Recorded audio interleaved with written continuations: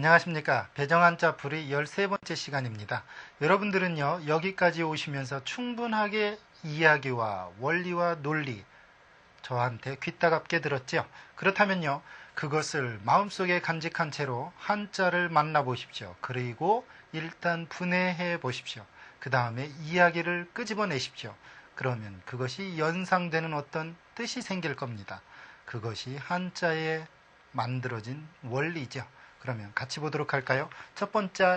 이 첫 번째 글자는요, 누가 봐도 왠지 가시 같아요. 그러면서 생선 가시 같다는 생각이 듭니다.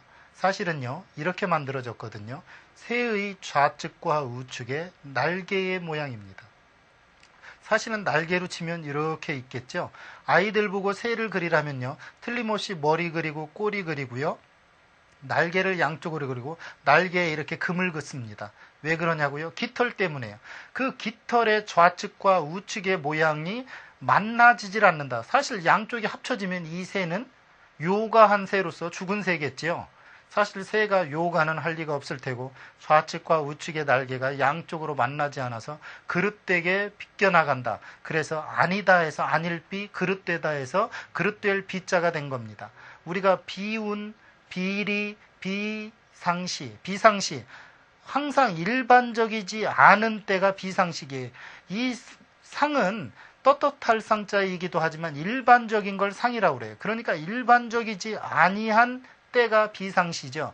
비상시, 급수, 조절, 제한 뭐 이런 것이 신문에 날 때는 무언가 위급한 상황을 이야기하기도 하죠. 이처럼요, 안일 비자가 새의 양쪽 날개에 깃털이 만나지지 않는 것, 좌우의 날개의 모양이라는 것만 알아도 이 안일비가 같이 포함되어 있는 글자 슬플 비자도 충분히 이해될 수 있으리라 짐작이 됩니다. 그러면요, 또 어떤 자가 있는지 같이 만나볼까요?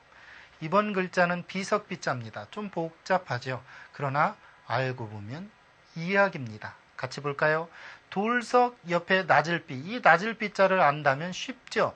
돌을 낮게 세워놓은 거예요. 이 이야기는 뭔 얘기냐면 낮게 세워놓은 돌을 뜻하다가 나중에 그 돌에다 글자를 새겨놨다 해서 비석비자예요. 사실은 글자를 새겼든 안 새겼든 돌을 무덤 앞에다 낮게 세워놨던 겁니다. 그런데 그것이 어느 나라인가 글자를 새기기 시작을 했고요. 그 글자를 새겨놓은 다음부터 이것을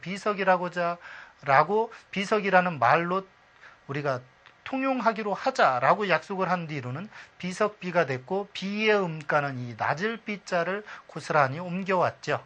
비석, 기념비, 묘비 할 때 이 비는 비석비라는 그런 뜻으로 사용이 된 겁니다.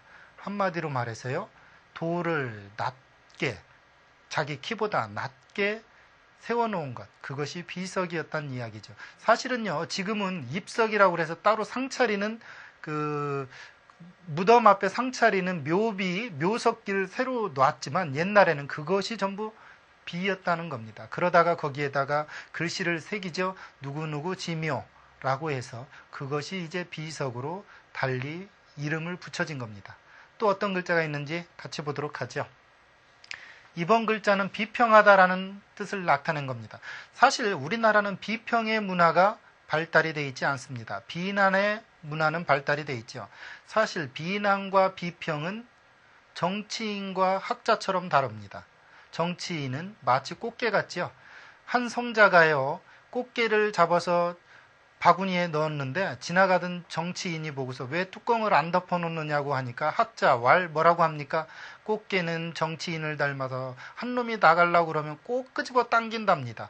실제로 여러분 해변에 가거든 꽃게가 담아놓은 상자를 보십시오.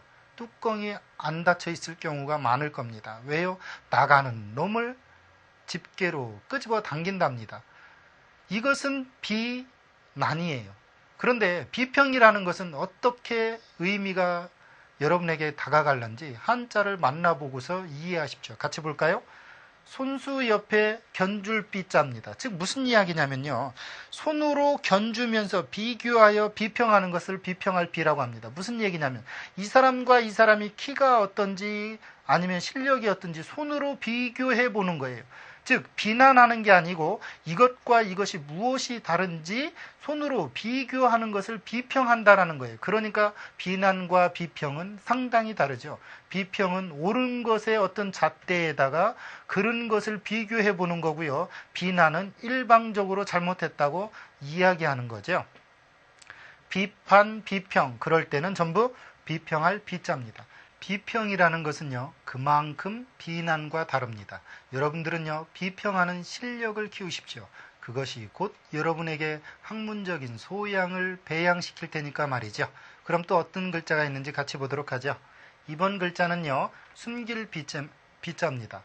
이 숨기다라는 것은요, 왠지 어색하죠. 사실 숨기는 일은 어색한 일이니까요. 그런데 이 글자는 숨기긴 숨기는데 어떻게 숨기느냐?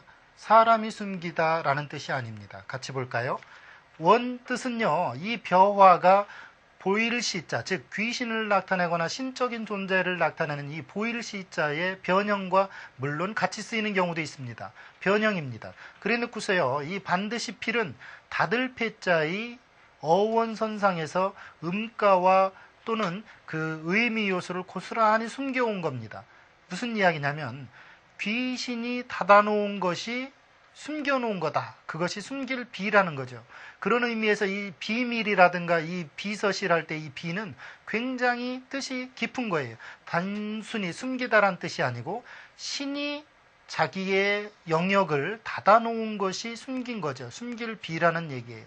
비밀, 비서실, 비자금.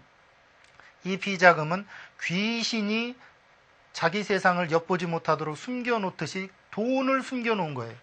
그러니까 역대 대통령들의 비자금은 추적이 안 돼요. 왜 그렇게 추적이 안 됩니까? 그건 귀신만 알고 있는지도 모르죠. 이처럼요, 숨기다라는 뜻은 그만큼 깊은 의미가 있는 거죠. 여러분, 의미는요, 사용하는 사람에 따라서 깊게 또 정확하게 전달될 수 있기도 하지만 어원을 모르면 단순히 숨기다라는 뜻일 뿐입니다. 또 어떤 뜻이 있는지 같이 보도록 하죠. 이번 글자는요, 날다라는 뜻이 있습니다. 날비. 그런데 나는 것은 날짐승, 소위 말하면 날개가 있는 짐승만 날 수 있는 거죠. 어떻게 만들어졌는지 같이 보도록 하죠. 이처럼 날개가 있는 짐승의 부리와 앞발과 날개의 모양을 본딴 글자입니다. 사실은 이렇게 바뀌다가 이렇게 바뀌었죠. 즉 날개와 날개, 그리고 앞쪽 얼굴과 꼬리, 부리, 다리의 모양이죠. 그러니까 날개 쭉지가 있는 짐승의 나는 모양에서 날비자가 만들어진 거예요. 비행선, 비상, 웅비 할 때 전부 다 이 날비자가 쓰여진 것은 양쪽 날개 쭉지의 모양 때문이라는 것을 여러분이 아시면 되겠습니다. 이것이 한자가 상형의 의미로 다가오기도 하고 이야기의 의미로 다가오기도 하는 묘한 원리죠. 또 어떤 자가 있는지 같이 보도록 하겠습니다. 이번 글자는요, 나눌 분자가 들어간 가난할 빈자입니다.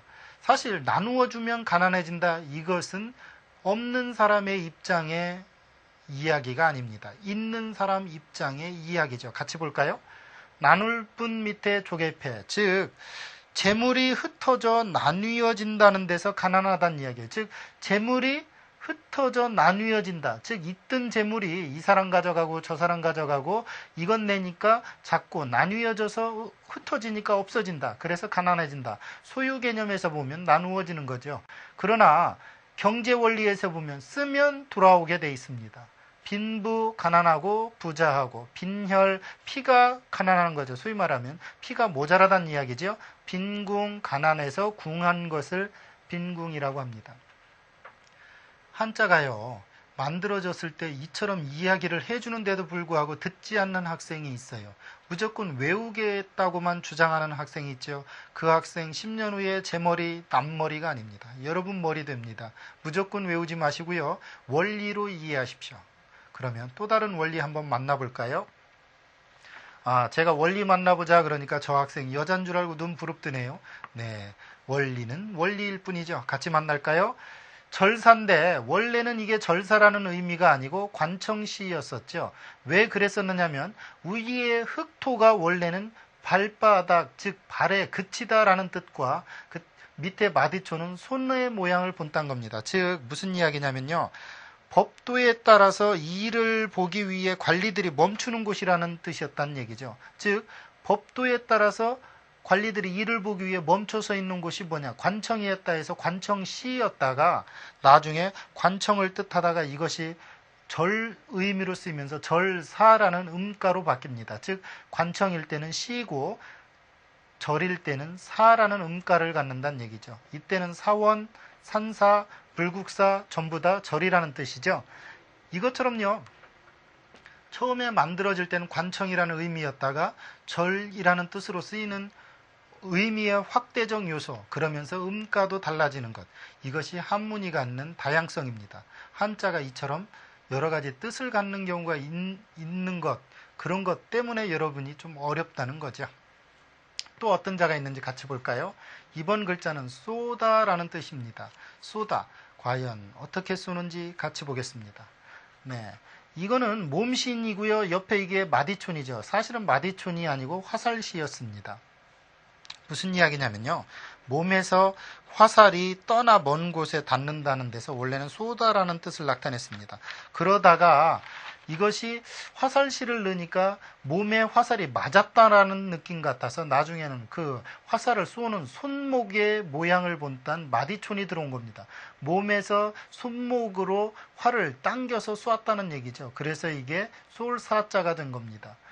여기 보니까요, 사격, 반사, 일사병 할 때 전부 사자가 들어갔습니다. 쏘다라는 얘기죠. 반사, 돌이켜 쏘는 게 반사죠. 네, 여러분들은 지금 혹시 반사의 빛을 보고 있을지도 모릅니다.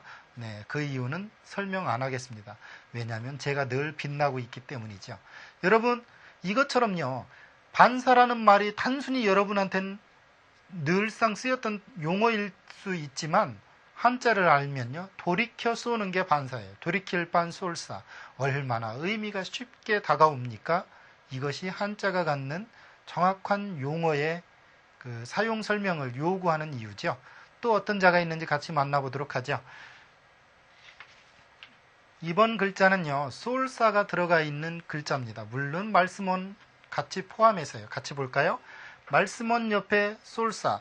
이게 왠지 말이 어색해요. 편안한 말을 던져주다라는 얘기예요. 즉 내가 상대방의 호의 때문에 편안한 말을 쏘아붙이다, 즉 편안한 말을 던져주다는 데서 사례하다, 감사하다, 인사하다라는 뜻으로 사례할 사자입니다.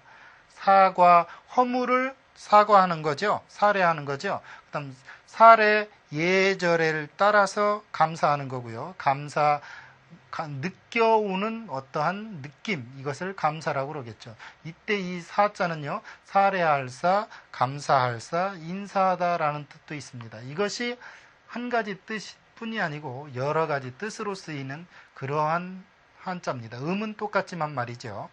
한자는요, 때와 상황에 따라서 음이 똑같더라도 뜻은 달라지는 경우가 있습니다. 또 어떤 자가 있는지 같이 만나볼까요? 이번 글자는 스승사자입니다.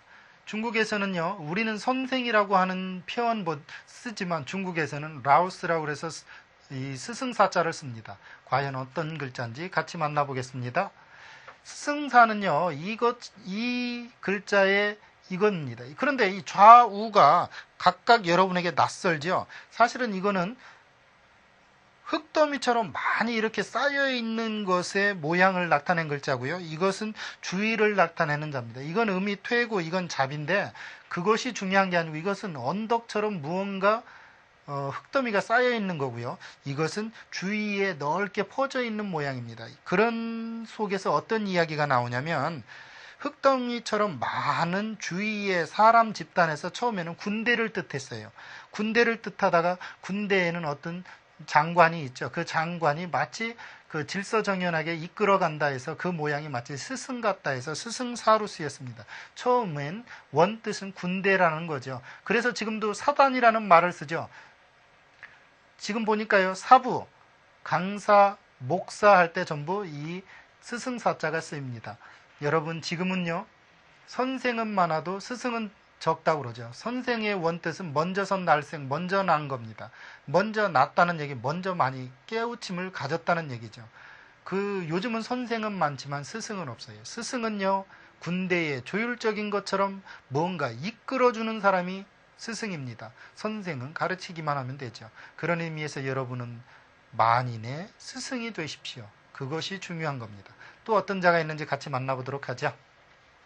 이번 글자는요, 집사자입니다. 집이라는 글자가 여러 가지가 있어요. 집실, 집사, 집옥, 집당 굉장히 많아요. 그러나 이 집사는요, 왠지 여러분에게 좀 별로 쓰이지는 않지만 여러분들이 가끔씩 의미 요소로 파악하기가 어려운 글자예요. 같이 만나볼까요?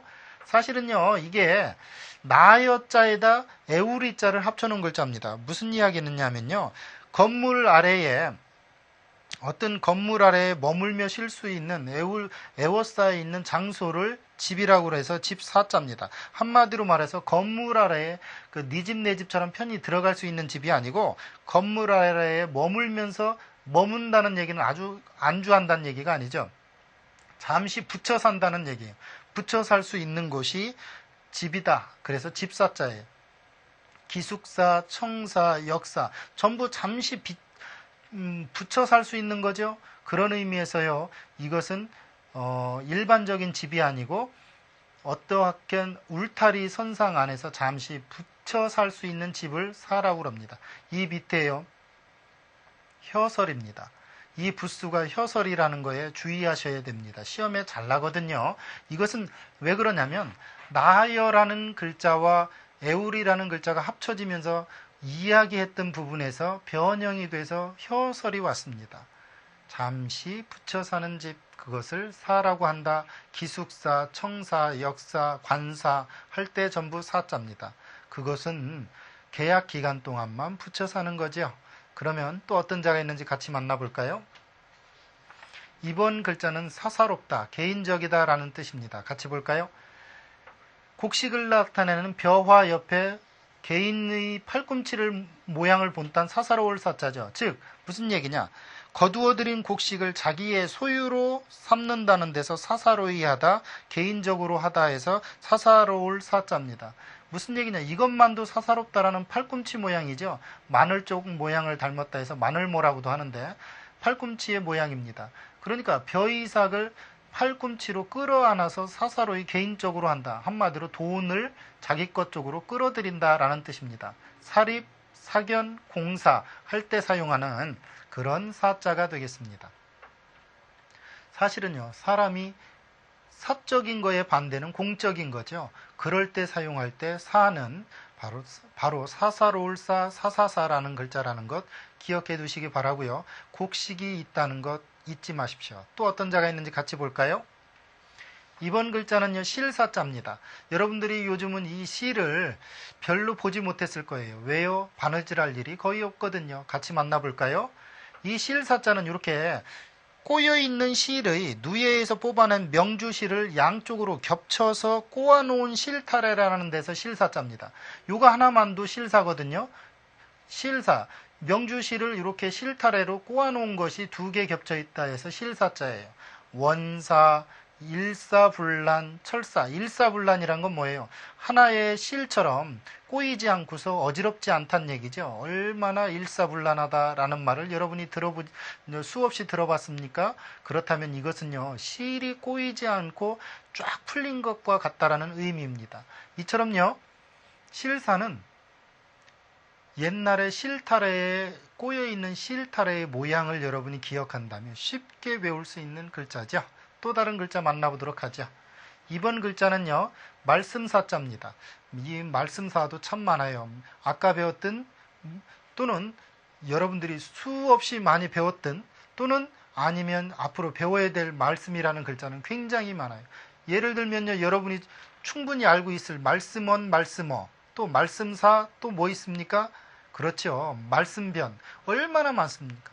그런데 말씀이라는 것이 제각각 조금씩 달라요. 그런데 이 글자는 어떻게 다른지 같이 볼까요? 처음에는요, 이 글자의 어원은 아주 쉽게 만들어졌어요. 본래의 의미는 죄를 다스린다는 말이었어요. 무슨 얘기냐면 이게 죄라는 뜻이죠. 죄인. 매울신이라는 뜻은 죄를 얘기하죠. 죄를 이것이 다스리다라는 뜻이라고 그랬죠. 세을이 와가지고 다스릴 난이라고 했다가 다스리기 위해서는 어지러운 것이 있어야 된다 해서 어지러울 난으로 바뀌었죠. 죄인을 다스리는 다라는 뜻으로 쓰였다가 죄를 다스리는 말이다 해서 말씀사로 바뀌었다는 얘기예요. 우리가 사양하다, 사전, 사표 할 때는 전부 말씀사, 말사를 사용합니다. 한자가 어려운 건 이런 것 때문에 어려운 거죠. 그럼 또 어떤 자가 있는지 같이 보도록 하겠습니다. 이번 글자는 흩을산자입니다. 우리가 무엇을 흩어놓는다. 과연 옛날 분은 어떤 상황에서 이런 글자를 찾아냈을까요? 같이 만나볼까요? 사실은 이렇게 만들었어요. 나무목 옆에 칠복, 즉 이게 나무목의 변형이에요. 수풀림이라는 글자의 변형이고 이게 칠복이에요. 무슨 이야기냐면 이것만도 나무를 쳐서 잘게 나눈다는 뜻이에요. 소위 말하면 우리가 땔감을 할 때 숲풀에 가서 숲속에 가서 나무를 베어와 가지고 계속 잘게 부시죠. 그런데 이 앞에 육달월 고기육이 붙었어요. 무슨 얘기입니까? 고기를 잘게 나무 조각을 썰어내듯이 계속 쳐서 썰어내면 어떻게 돼요? 즉 우리가 도마 위에다 고기를 놓고 그것을 계속 잘게 썰면 어떻게 되죠? 고기가 그렇죠. 흩어지게 되죠. 이것은 만두를 만들어 본 사람이면 알 수 있습니다. 즉 흩어진다 해서 흩을산자가 됐고요. 산발, 한산, 해산할 때 이 흩을산자가 모두 적용이 됩니다. 오늘 배울 강의는요. 충분히 배우신 강의 내용은 여기까지인데요. 중요한 건 있습니다. 한자는 원래 만들어졌던 모양보다 변형이 되는 경우가 있어요. 흩을산자처럼요. 원래는 숲풀림 옆에 칠복이 있고 그 밑에 고기육이 있었다는 얘기죠. 즉 숲속에 나무를 계속 치다 보면 그것이 잘게 썰어지죠. 그것처럼 고기를 잘게 썰다 보면 고기가 흩어진다. 당연하죠. 그것이 흩을산이라는 글자로 바뀌었다는 겁니다. 처음의 모양보다 약간 달라지는 모양. 이것이 한자가 변천되어 오는 과정이죠. 오늘은 여기까지입니다. 감사합니다.